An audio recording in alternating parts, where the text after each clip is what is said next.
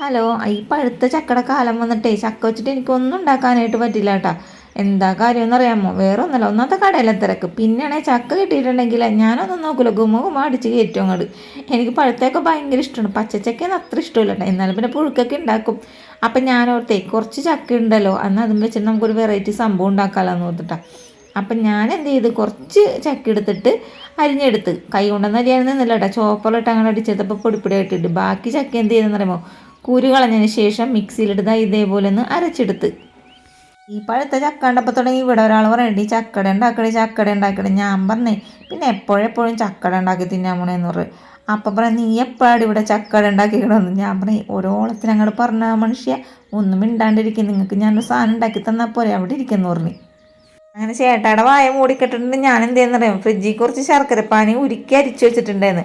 അത് ഒരു പാനിലേക്ക് ഒഴിച്ചു കൊടുത്ത് പിന്നെ അരിഞ്ഞു വെച്ചിരിക്കുന്ന ചക്കയില്ലേ അതും കൂടി ഇട്ട് കൊടുത്തിട്ട് ഇളക്കലിട്ടാ. എന്നിട്ട് പിന്നെ എന്താ അതൊന്ന് വേവിച്ചെടുക്കണം. ഈ ചക്ക വേകണം മണം കേട്ടിട്ടേ എനിക്ക് അടുക്കളയിൽ നിൽക്കാൻ പറ്റില്ല, ചേട്ടായിക്ക് അകത്തും നിൽക്കാൻ പറ്റില്ല. അതേപോലത്തെ മണം ഉണ്ടാ. പിന്നെ ഉണ്ടാക്കിയാലുള്ള കാര്യം അറിയാലോ. അങ്ങനെ കുറച്ച് തേങ്ങയും കൂടി ചിരകി ഇട്ട് കൊടുത്ത്. പിന്നെ നോക്കുമ്പോഴേ നെയ്യ് കുറച്ചുള്ളൂ. എന്നാൽ പിന്നെ ഒരു സ്പൂണ് നെയ്യും കൂടി ഒഴിച്ചു കൊടുക്കാമെന്ന് ഓർത്തിട്ടാ. നെയ്യും കൂടി ഇട്ട് കഴിഞ്ഞപ്പോൾ പിന്നെ അപാര മണവും അപാര ടേസ്റ്റ് കേട്ടോ. ഞാൻ കുറച്ചെടുത്ത് കഴിച്ചു നോക്കി. ഇനി ഇതിൻ്റെ ഇടയിൽ ഏലക്കപ്പൊടി ഞാൻ ഇട്ടിട്ടുണ്ടായിരുന്നു കേട്ടോ. അത് സ്കിപ്പായിപ്പോയി വീഡിയോ. അതങ്ങോട്ട് മാറ്റി വെച്ചിട്ടുണ്ട്. ആ പാനിലോട്ട് തന്നെ ഞാൻ എന്ത് ചെയ്തെന്നറിയാമോ, അരച്ച് വെച്ചിരിക്കുന്ന ചക്കയും കൂടി ഇട്ട് കൊടുത്തിട്ടുണ്ട്. വെറുതെ കുറേ പാത്രമൊക്കെ എടുത്ത് കഴുകി മെനക്കിടണ്ടെന്ന് ഓർത്തിട്ടാണ് ആ ഒരു പാനിലേക്ക് തന്നെ ഇട്ട് കൊടുത്തിട്ടാണ്. പിന്നെ കുറച്ച് നെയ്യ് ഉണ്ടായിരുന്നു, അത് ഒഴിച്ചു കൊടുത്ത് ലേശം ഉപ്പും കൂടി ഇട്ട് കൊടുത്ത്. എന്നിട്ട് പിന്നെ ഇതെല്ലാം കൂടി നന്നായിട്ടൊന്ന് ഇളക്കി യോജിപ്പിച്ചെടുക്കുക. ആ ചക്കയൊക്കെ ഒരു വെന്ത പരുവാകുമ്പോൾ നമ്മളിതിലേക്കില്ലേ വറുത്ത അപ്പത്തിൻ്റെ അരിപ്പൊടി ഇല്ലേ, ഞാനിപ്പോൾ അതേ 1 കപ്പാണ് ഇട്ട് കൊടുക്കുന്നത്. അപ്പോൾ ആ 1 കപ്പ് അരിപ്പൊടിയും കൂടി ചേർത്ത് കൊടുത്തിട്ടുണ്ട്. എന്നിട്ട് എല്ലാം കൂടി നന്നായിട്ടൊന്ന് ഇളക്കി കൂട്ടിയെടുക്കുക. ഇനി ഇതല്ലേ നന്നായിട്ട് ഇളക്കി കൂട്ടിയതിന് ശേഷം ഇടിയപ്പത്തിനൊക്കെ കുഴച്ചെടുക്കൂലേ, അതേപോലെയാണ് നമ്മളിത് കുഴച്ചെടുക്കുക. അപ്പം ഞാൻ ചൂടാറാൻ വേണ്ടി വേറൊരു പാത്രത്തിലേക്ക് ഇട്ട് കൊടുത്തിട്ടാണ് കുഴച്ചെടുക്കണം. പിന്നെ വെള്ളമോ വെളിച്ചെണ്ണ എന്തെങ്കിലുമൊക്കെ വേണമെങ്കിൽ നമുക്ക് കയ്യിൽ തൊട്ടിട്ട് കുഴച്ചെടുക്കാം. നല്ല സോഫ്റ്റായിട്ട് വേണം കുഴച്ചെടുക്കാനായിട്ട്. ഇത് കുഴക്കണ വരെ ഞാൻ വിചാരിച്ചതെന്ന് വെച്ചാൽ ഇടിയപ്പത്തിൻ്റെ കുഴിത്തട്ടിലേക്ക് ഇടിയപ്പം പോലെ പീച്ച് വെക്കാന്നൊക്കെയാണ് മനസ്സിലുണ്ടായിരുന്നു കേട്ടോ. പിന്നെ ഞാൻ ഓർത്ത് എന്തിനീ 3-4 തട്ടൊക്കെ എടുത്തിട്ട് പാടുപെടുന്നത്, അതും കഴുകി വെക്കണ്ടേ.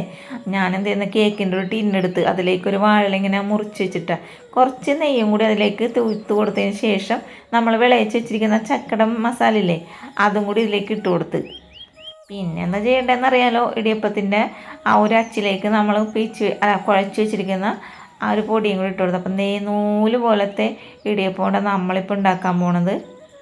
പിന്നില്ലേ ഞാനിപ്പോൾ ചെയ്യണ പോലെ കേക്കിൻ്റെ ടിൻ തന്നെ വേണമെന്നില്ല കേട്ടോ. നമ്മുടെ ഇഡ്ഡലിപ്പാത്രത്തിൻ്റെ ഏറ്റവും ഇടയിലത്തെ തട്ടില്ലേ പുട്ടൊക്കെ ആവിയേറ്റെടുക്കണം, ആ ഒരു തട്ടിലും ഇതേപോലെ ചെയ്തെടുക്കാണ്ട. ഞാൻ വിചാരിച്ച വേറെ ഒന്നുമല്ല, ഒറ്റ ട്രിപ്പിന് പണി കഴിയല്ലോ എന്ന് ഓർത്തിട്ടാണ് ഇങ്ങനെ ഉണ്ടാക്കണത്. ഞാനൊരു ലെയർ പീച്ചതിന് ശേഷം ഞാൻ എന്ത് ചെയ്തെന്ന് അറിയാമോ, അതിൻ്റെ മുകളിലേക്ക് കുറച്ച് ചക്കട മസാലയും കൂടി ഇട്ട് കൊടുത്ത്. എന്നിട്ട് പിന്നെ അതിൻ്റെ മുകളിലേക്ക് പിന്നെയും പീച്ചി കൊടുത്ത്. നമുക്ക് അപ്പം തോന്നുന്ന ഐഡിയയിലുണ്ടോ ഓരോന്നൊക്കെ ചെയ്യണത്. ശരിക്കും നേരത്തെ ഒന്നും പ്ലാൻ ചെയ്തിട്ടൊരു കാര്യം ഞാൻ ചെയ്യാറില്ല, എല്ലാം അപ്പം തോന്നുന്ന ഐഡിയയിലാണ് ചെയ്യണേട്ടോ. പിന്നെ ബാക്കി വന്ന ചക്കട മസാലയില്ലേ അത് അതിൻ്റെ മുകളിലേക്ക് കൂടി ഇട്ട് കൊടുത്തേ. ഞാൻ നോക്കുമ്പോഴേ ഇങ്ങനെ ഉണ്ടാക്കുമ്പോൾ ഒരു വെറൈറ്റിയും ആയല്ലോ എന്ന് ഓർത്തിട്ടാണ്. പിന്നെ ഇഡ്ഡലിപ്പാത്രത്തിൽ വെള്ളം ചൂടാക്കാനൊക്കെ ഞാൻ നേരത്തെ തന്നെ വെച്ചിട്ടുണ്ടായിരുന്നേ. എന്നിട്ട് നമുക്കിത് ഇറക്കി വെച്ച് കൊടുക്കാം. ഇനി നമുക്കിത് വേവിക്കാനായിട്ട് വെച്ചെടുക്കാം. അപ്പോൾ വേവിക്കേണ്ട സമയം എന്ന് പറയുന്നത് ഇത് വെന്ത് കിട്ടണ വരെ വേവിക്കുക കേട്ടോ. ഇതിൻ്റെ മിനിറ്റോ കണക്കൊന്നും എനിക്കറിയാൻ പാടില്ല. ഞാൻ ഇടയ്ക്കെത്തുമ്പോൾ തുറന്ന് നോക്കും, വെന്തിട്ടുണ്ടെങ്കിൽ ഫ്ലെയിം ഓഫ് ചെയ്യും, വെന്തിട്ടില്ലെങ്കിൽ ഒന്നും കൂടി വേവിക്കാൻ വെക്കും കേട്ടോ. അപ്പോൾ കുറച്ച് സമയത്തിന് ശേഷം നമ്മുടെ സാധനം ഇവിടെ റെഡി ആയിട്ടുണ്ട്. ഇത് നിങ്ങൾക്ക് എങ്ങനെയായിട്ട് തോന്നുന്നുണ്ട്, ഇടിയപ്പം കേക്കോ ചക്ക ഇടിയപ്പം കേക്കെന്ന് ഇടാം അല്ലേ. അപ്പം നമ്മുടെ ചക്ക ഇടിയപ്പം കേക്ക് ഇവിടെ റെഡി ആയിട്ടുണ്ട്. ഇത് നമുക്ക് ഇതേപോലെ മുറിച്ച് കഴിക്കാവുന്നതാണ്. ഈ ഇടിയപ്പത്തിൻ്റെ തട്ടിൽ വെച്ച് ഉണ്ടാക്കണമെങ്കിൽ നമുക്ക് ആ ഒരു ഇടിയപ്പം പോലെയല്ലേ കിട്ടുള്ളൂ. ഇതൊരു വെറൈറ്റി അല്ലേ. ഞാൻ നോക്കിയിട്ട് എനിക്കിതാണ് ഇഷ്ടപ്പെട്ടത് കേട്ടോ. ഇങ്ങനെ ആരെങ്കിലും ഉണ്ടാക്കിയിട്ടുണ്ടെങ്കിൽ കമൻറ്റ് ചെയ്യുക. അപ്പോൾ ഉണ്ടാക്കിയിട്ടില്ലെങ്കിൽ ഉണ്ടാക്കി നോക്കണം, നല്ല ടേസ്റ്റാണ്. അപ്പോൾ വീഡിയോ ഇഷ്ടപ്പെട്ടാൽ സപ്പോർട്ട് ചെയ്യാനും ലൈക്ക് ചെയ്യാനും ഷെയർ ചെയ്യാനും മറക്കരുത്. നാളെ നല്ല കടയിലെ വീഡിയോ ആയിട്ട് ഓടിയെത്താം. Thank you.